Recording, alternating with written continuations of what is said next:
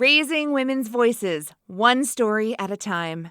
Welcome to the She Said Project podcast.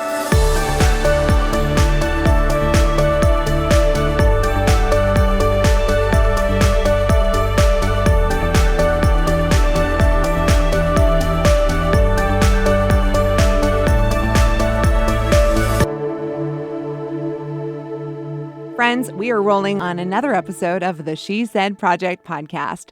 Welcome and thank you for joining us. I'm Jenette Jerzik, your host, National Director of the She Said Project. And I'm Kerry Rosso, co-founder, and Jenette Tagalong.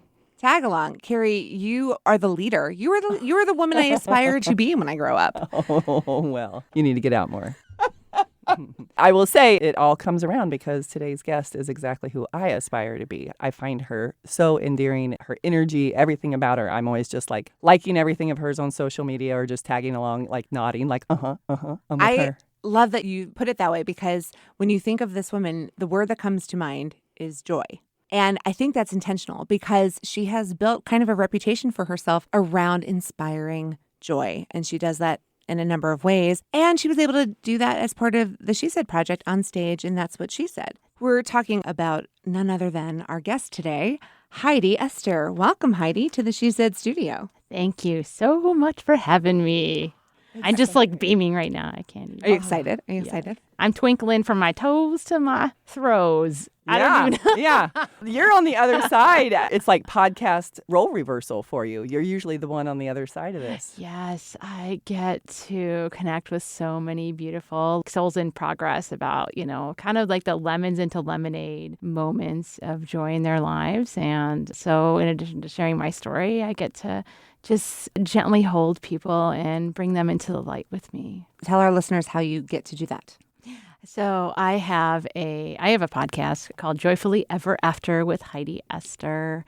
It's on summer break right now, but it'll probably be back by this fall. We just kind of get into the nitty-gritty with it, and I've been so blessed to share my life starting just walking alongside people one-on-one with like joy coaching and doing funny workshops where we throw beach balls around and we do Superman poses, which I know, Jenette, you are a big fan of that one. We throw a lot of I was going to say it. We throw a lot of balls around in our rehearsal There's process. A lot of balls. But ours are imaginary. We play catch and play improv games. Whatever it takes. I'm not sure where that was going to go with Kerry in the room, but I tried. I have to confess. I keep my balls inflated. Nothing worse than deflated balls. If you stay ready, you don't got to get ready. Yeah. So it's a good one, Jerzik. I may have borrowed that from RuPaul's Drag Race. Got to give credit where credit is due.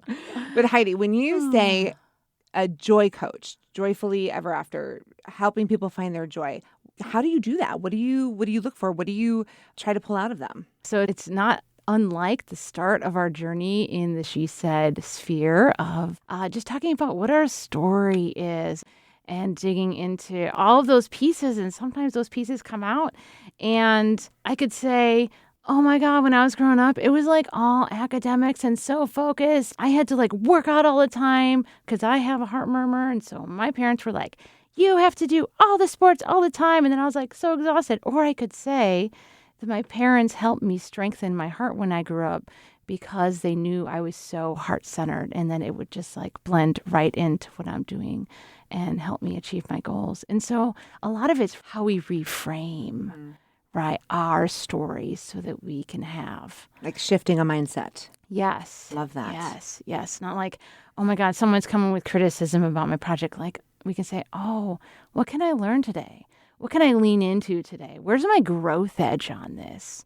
Like, can we, as women who take care of the world, can we bypass the shame? We are just built for like this. I was built as like a shame sponge. And so there was always like this, I call it a shame layer on my feelings parfait. And so every time I had a feeling, there was like, I shouldn't have that feeling. Shame. And then, so I just kind of like bury it down there. And so we just walk around with these giant parfaits that are just like really sad when we can just be speaking authentically our truth in walking bravely. I'm very interested in purchasing the Heidi Esther dictionary, like the vocabulary that you're using. You have these very unique phrases that really conjure up an image and get you thinking very quickly. But I know you've spent time developing your process, but these phrases that you use. That's my love language. You're talking parfaits. I'm like, I'm in. Man, you got me. I'm sure it's purposeful, but there have got to be days when you're face down in a parfait and just everybody sucks. Is there ever a time when you really, what's your go-to? Yeah. Well, first of all, it has to happen to you too, right? You Yeah, can't always we all be- have feelings, right? Yeah. Stuff happens. Nobody's living in a bubble. So when stuff happens, I come back to this one question, and then I kind of just focus in on it. Like I've just got the big telescope, and I'm gonna like zero in on the moon and say like, all right, that's my target. How can I take care of myself today?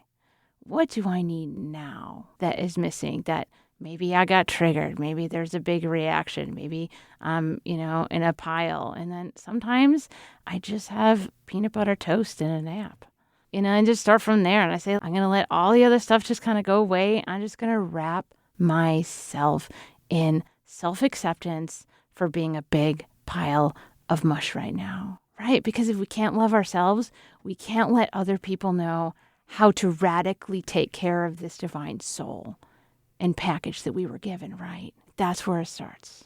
Yeah, Jenette and I, our heads are about to fall off of our shoulders. We're just nodding so hard. Yeah. Like my eyes are so wide, like deer in headlights. Like just all of these phrases and concepts are just very brilliant. And also, you are reminding me of a moment in time that you shared with us that turned into your story for That's What She Said. There was a time, and I'm sure there have been many, but there was a very distinct time where you had to bundle yourself up on a couch in a pile of feelings, eat some fried chicken, and reassess if you were where you were supposed to be and if you were who you were supposed to be. And so I think this is a perfect time to take a moment and listen to your story that you shared, because there's so much there to unpack that we can talk about, but I don't want to give it all away yet. So get yourself comfortable, get yourself a glass of wine or tea, whatever. Take a listen. This is really, really fun. Heidi Esther was on stage in Champaign, Illinois earlier in 2023, and this is her story, Sleepless in Champaign. It was well after midnight, and I was sitting up in my bed in my hotel suite, staring at a half-empty bucket of fried chicken. My wedding night.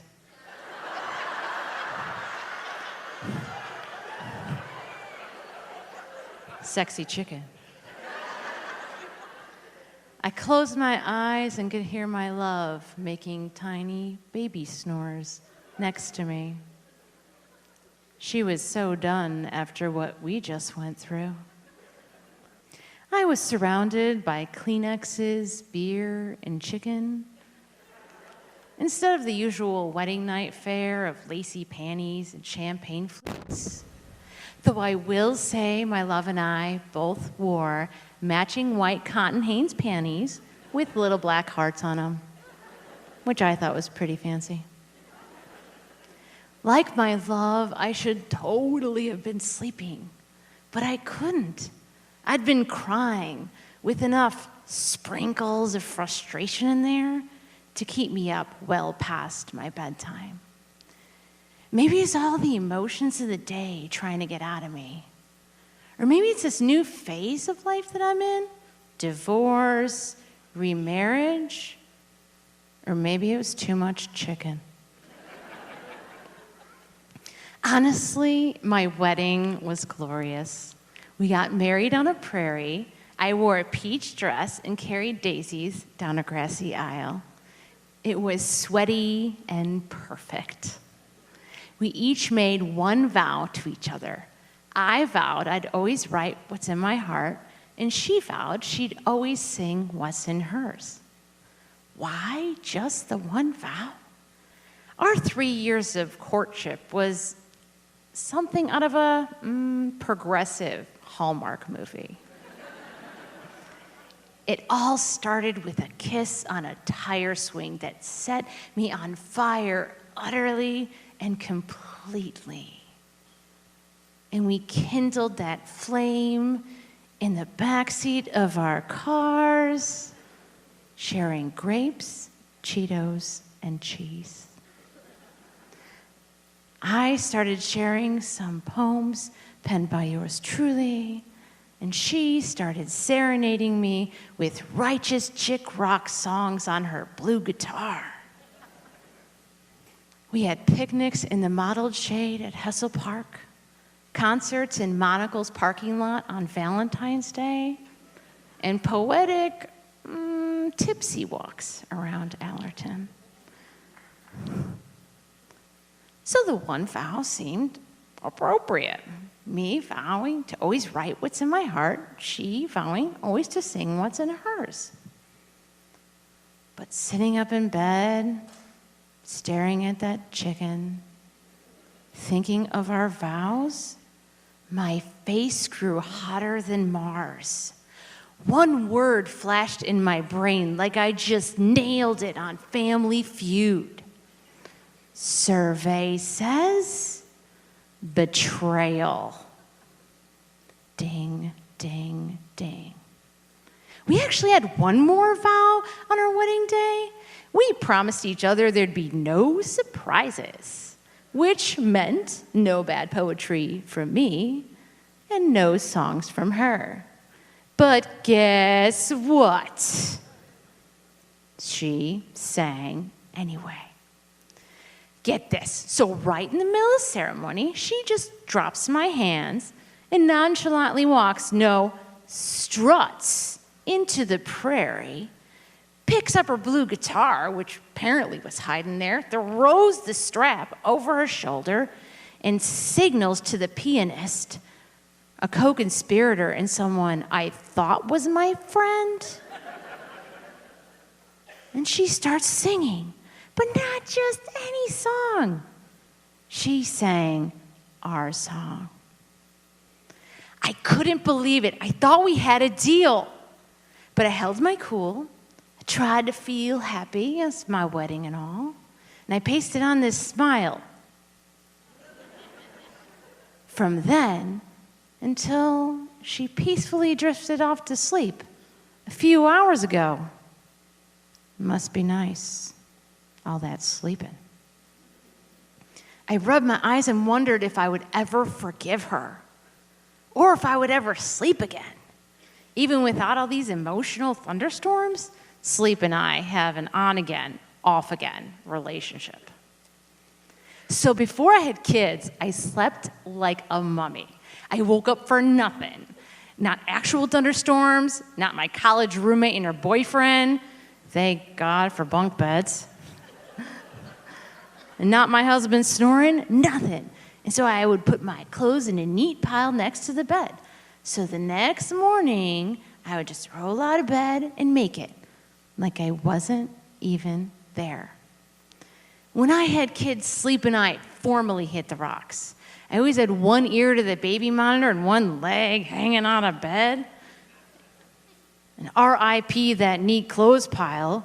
It was like Mount Vesuvius erupted all over my floor in the form of dirty tracksuits. A lot of velour in my wardrobe. I really did try to sleep, but I also tried to make everything perfect. Perfect like my mom's red, glossy, shiny fingernails that never break. Then perfect sleep and motherhood all went to war. Motherhood meant no sleep and messing up all the time. I made dry mashed potatoes. I leaned on baby Einstein like a nanny. And I bribed my toddlers with so many Dunkin' Donut holes to get that like one more errand in. It was like a powdered sugar bomb went off in the back of my car. It's horrible. Try to vacuum that up. I just adjusted my sleep to try to make perfect for my hubby, for my babies, for my parents, and for my community. Then my world started melting down, and I realized I wasn't safe, nor was I happy, nor was I, as it turns out, straight. So a friend strongly suggested to me that I might be lesbian. In the midst of my marriage meltdown, this hit me like gas on the burning fire of my life. But I didn't put it out. I knew it was true, even though I'd never kissed a girl. Yep, this woman was built for the ladies.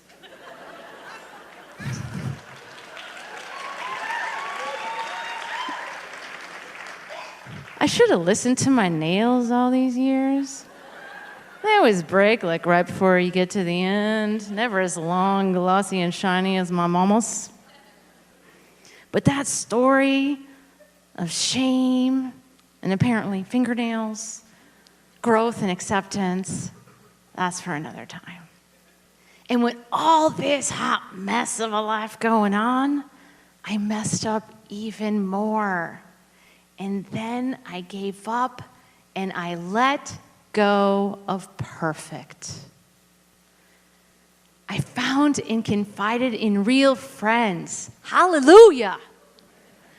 I started writing what would become my bad courtship poetry, get all those feelings out.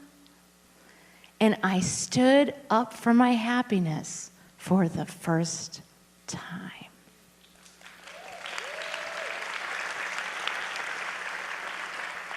And even though things were hard and confusing, I received so many gifts. And one of the best, glorious sleep. So, during the divorce, I slept in the guest room. And with no one in bed next to me, sometimes in the morning, I would find myself diagonal across the bed, swaddled in a blanket tornado.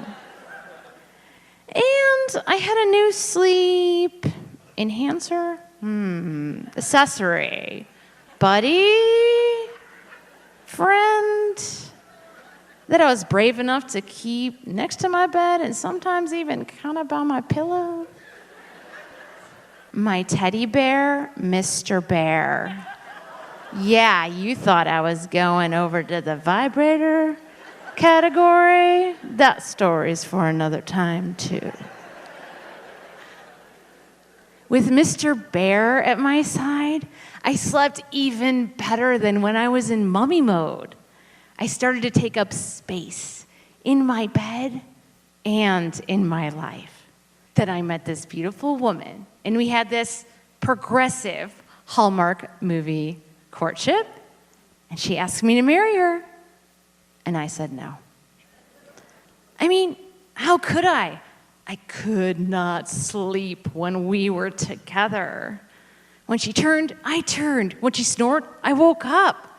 When she got up, I asked her if she was okay. And sometimes I would even wake up when she was sleeping to make sure she had enough covers and enough room.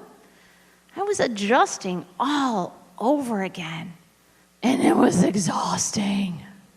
To make matters worse, not only was I not able to do my diagonal blankie tornado, something even more insidious was going on. She wouldn't big spoon me.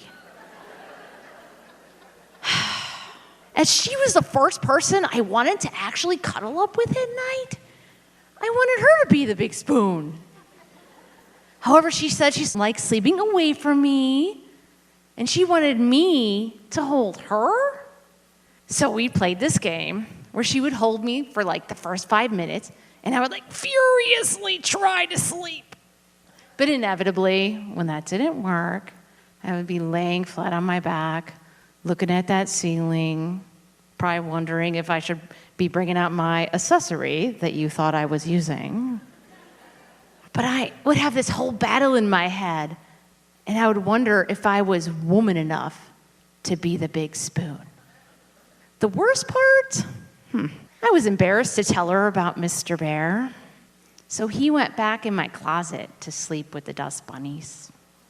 It's very sad. I've had to vacuum him a lot.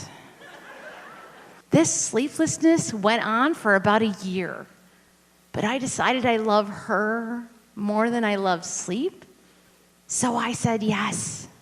I know I couldn't believe she stuck around for that year either. But now I'm sitting here on my wedding night, sad and pissed. Maybe having kids and being married is like a sleepless death sentence for me. Maybe I'll never be able to take up space as myself if I'm always adjusting for everybody else. Maybe I'm meant to sleep alone. Maybe I'm meant to be alone. I looked over at my new wife and sighed. And that's when the idea hit me. Maybe I could just write some of my bad poetry and get to the bottom of this sleepless wedding night fiasco. I rolled out of bed. I nabbed the hotel pen and paper. I unearthed Mr. Bear from my suitcase and blankie tornadoed myself on the couch. I took a deep breath. It's got about 10 pages. I got this. Page 1. Dearest Stacy, today you sang your heart out, my brave love, open in front of friends, new family, blessed to call you my wife, now and forever. So I'm not mad because she upstaged me. Page 2, your openness a surprise, your love sung aloud, my heart listening, no chance to speak. Okay, I am pissed because she upstaged me. Page 3, no response, left feeling alone and gagged. Okay, this is more about me than about her. Page 4, for you, a love to shout from the mountaintops. I yell and all that is heard is silence. Page 5, I feel like I ruined my own very blessed day. Page 6, codependence, workaholism, perfectionism, starving my joy once again. Page 7, no chance to rewind and make my case and state my love for you. Page 8, my beautiful rock star, shining and radiant today and always. Page 9, I love you. There's movement in the bedroom. I pause. My love rolls over, of course, away from me. Page 10, the only vow I made on my wedding day I couldn't keep. I am ashamed of myself and I don't deserve your love. I crumpled in a ball on the couch and cried for a while. I felt some of the regret leave, like clouds parting after a storm. And in its place, like a seashell gifted overnight from the bottom of the ocean, was my truth. I turned over the back of the notepad and scribbled. Page 11, amendment. At the prairie, you sang love into my heart, a no strings attached equal. For now I know, not because of what I say or what I do or how or if or when I adjust, I am worthy of love because I am. I walked over and put the notepad on the table next to my love, snuggled Mr. Bear under my arm, encircled my wife with my big spoon arms, and fell fast asleep. Thank you.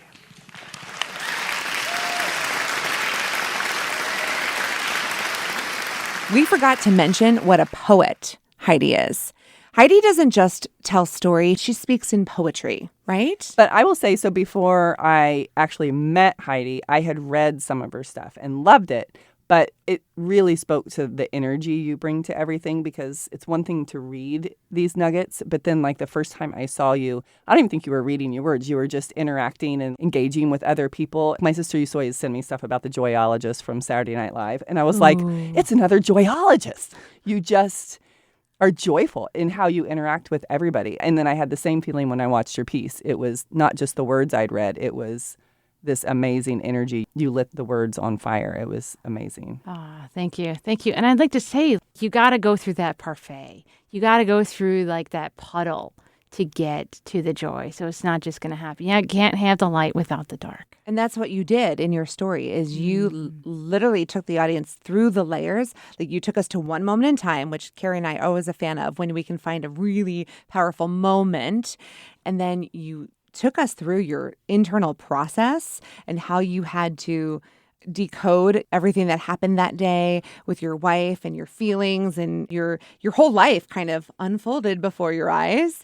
And then you found your peace in poetry, in your own words, in your own gift that you used to kind of unravel or unlayer your own parfait. You practice what you preach. Oh, thanks. And I want to say that in that moment, like I was a real hot mess. It wasn't like I was like dabbing the corners of my eyes. I was really snotting out and like, all sorts of, you don't want to have any pictures taken in that moment.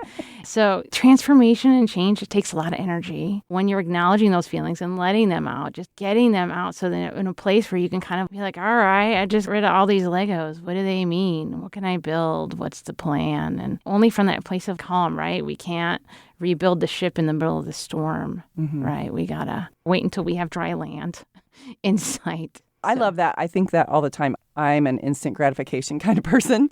And so I want to fix it right now. And that is something that I've really been trying to work on and be purposeful about. It doesn't have to be fixed today. Just sit with it. And if I've learned anything, like I'm going to feel very differently tomorrow, next week. Just chill out, sis. You don't have to do it all right now. Yeah, just being with it. I work with women to cultivate this thing called the compassionate co-pilot. And so I give away little toy cars because that's, part of the fun. And so to be able to sit next to ourselves in those puddle moments, right? And just be compassionate there, right? Just being in the middle of the mess and then saying like, maybe tomorrow we'll go for a drive, but today we're just going to sit here at the rest stop and it's going to be okay. And we're accepting that we're just going to eat Doritos and be at the rest stop and it's fine. Did you ever confront your wife about her choices that day? I can't even say how many times I did. I after might have that. mentioned it. So at first it started out, and I might have learned some indirect communication. And so it came on in little snarky bits. And then I was like, all right, Heidi, let's pull out the compassionate co-pilot and be kind. And I'd be like, all right, so what's the deal, Stacy? Like, what's going on? And what I received back was a genuine love for me. And then I was, okay, I can't do anything with this. You can't get angry at someone who's just professing their love to you. The And only that was way the they way knew she how. knew how. Ding, ding, ding. Yeah. And so I was like, all right, I'm going to let this rest. I'm going to let her be her. But there is a secret backstory to part of my story that I never shared. Today? Yeah, Today's the day. So it can take a while to process all the feelings and to get the lessons. So the 11th page in my 11th poem was not written until months after my wedding. I did not get to a place where I felt good about myself in my marriage until months after. So I remember going back into my house the next day, and my parents had hosted a rager at my house with my entire extended family, cigarettes and beer cans in the bushes. Months later, they... So many words there. I like these people. I love my parents, and they host great parties, and there was just one at my house without me. I mean, they did have really good Italian beef there from Chicago. So I remember walking into the house and be like, I'm going to be spending 8 hours today cleaning up my house from a party I didn't even enjoy, and I still felt crappy. So it takes a while. Sometimes it takes a while. But I did still wrap my arms around my wife. And snuggle. And for snuggled, sleep yes. That night. Mm-hmm. How's your sleep now? I would say our sleep is great. We've got this adjustable bed now where you move the end ups to relieve, say you're a middle-aged woman and you have back pain. I have no idea what that sounds like. Yeah. I was like, you girls better not turn around and look at me. Like, okay, go ahead. So for some people who are middle-aged. Yeah. And we still do the thing where I will hold her for a little bit, but then I turn away. So everything has its seasons. I'm joyfully enjoying a new bed and a new, more comfortable dynamic. Okay, so after the show, what kind of feedback did you get? People have kind of like run up to me and they're like, Blanky tornado. That was you, right? And I was like, yeah. I'm like, yeah. So one of the things that I absolutely love about storytelling, we authentically share our stories, and then we are seen as our powerful selves. And that gives us, I think, more agency than so many other ways to go about this, to walk forward confidently as who we are. And so that's what I think I've had a big shift in my life, that this is what I'm going to do next. And I have found that feeling forward has become so incredibly fast for me because I shared my authentic story. I'm validated. I don't need other people's validation. Part of contributing to the world, like, yes, I'm here as myself and I'm helping in the only way I can. And if that has to do with blanky tornadoes and fried chicken, that's what I'm going to do. You can only share what you have gone through or what you know. You can't make stuff up, but you authentically shared your side of the story, your life lessons, and you've been a lifelong storyteller. This isn't your first rodeo, we both know. You've published a book, you've shared your stories on stages before. This was just one more opportunity to find the piece that needed to be told at this time as you go on and continue to develop your joy coaching and your programs. You speak, you do workshops. You truly, sincerely want women and others, but mostly women, to feel that same sense of joy and peace from within. Yeah. That drives you. Defining joy on our own terms. Ding, That ding, was like the ding. joy holy grail. It's like, I can have it my way?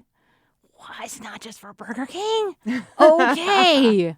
Let's do this. Let's do this. It's kind of one of our taglines. Let's do this. Let's do this. I think any kind of storytelling, no matter what the story content is, no matter what platform, a book, a podcast, a show, the more things are dedicated to storytelling, it just says to everybody, stories are valuable. And we value them, they value them, and then hopefully they are going to walk out and on the way to the car, they're telling somebody, oh my gosh, I've got a story that was similar and whatever, or maybe the next day or whatever. It opens the floodgates for storytelling is valuable. That's a universal language right there. Stories. It's very primal. It's something everyone can do. Everyone has done. Like you always say, Kerry, we didn't invent storytelling. We didn't write the book, but we certainly have created a platform where women get to exchange stories in this way. They get to be seen and be heard exactly as they already are. And so, Heidi, thanks for coming alongside and sharing your story on the She Said stage. Oh, Have you felt, like your life is completely different now that you're part of the we're She in your Said life? sisterhood? Well, I did wear my She Said hat I see that today. on And, brand. Very nice. Very yes. nice. Yes, I authentically feel grateful just to be part of this community, and it has such a rich authenticity to it. She Sisters, you call them on the phone and they're going to pick up. And they find each other. I've seen you interview and interact with a number of your fellow speakers. Yeah, I'm conspiring with some now on something that's coming up next year. I might be. She'll be back. I might be familiar with one or two little Well, I'm not. upcoming so events. We're going to close this show down and then you're going to tell me everything. I'm not going to be left out. Absolutely not. What I love, Heidi, is you have figured out exactly who you are, exactly what gift you have to bring, and there's nothing getting in your way. You are growing in the exact right direction and bringing along friends and sisters as you go. There's this meditation I do. It's called the One of One. We are a one of one experience. And she says, sit like royalty. I always put a hand out to my side because I am meant to bring everybody with me. I don't lead from the back. I'm not a servant leader. I don't lead from the front. I'm not a big megaphone, but I lead from the middle because I think we all could use a hand. Yeah, you are. If I could put a face to somebody, the social media meme that was going around of somebody pulling women up behind while somebody's pulling them, that's you. Like, it's all the things. Right there in the middle. Reach back, but also know when to reach forward for someone else's hand. Excellent. Well, I hope that our listeners enjoyed our chatty chat today and have gotten to know Heidi a little bit better. Where can our listeners find you if they want more? You can always go to HeidiEsther.com, or you can, if you want to get to know me, you can always go to howdy@HeidiEsther.com is my email. Yeah, and you can find out what she's up to and all the dish on what's coming down the road that Kerry doesn't know. Yeah. For just a few more seconds. Right, until we're ready to say over and out. So here we go. Thank you for joining us. Thank you to our partners in crime here at Illinois Public Media and to our sponsors, Sterling Wealth Management, Carl Health and Health Alliance. And thank you to our listeners for showing up each week and sharing our stories here on the She Said Project podcast. Over and out. Thank you for listening to the She Said Project podcast in partnership with Illinois Public Media. All materials contained in the podcast are the exclusive property of the She Said Project and That's What She Said LLC. For more information on our live shows, go to shesaidproject.com. This podcast was made possible with support from Carl and Health Alliance and presented by Sterling Wealth Management, empowering women to live their best lives.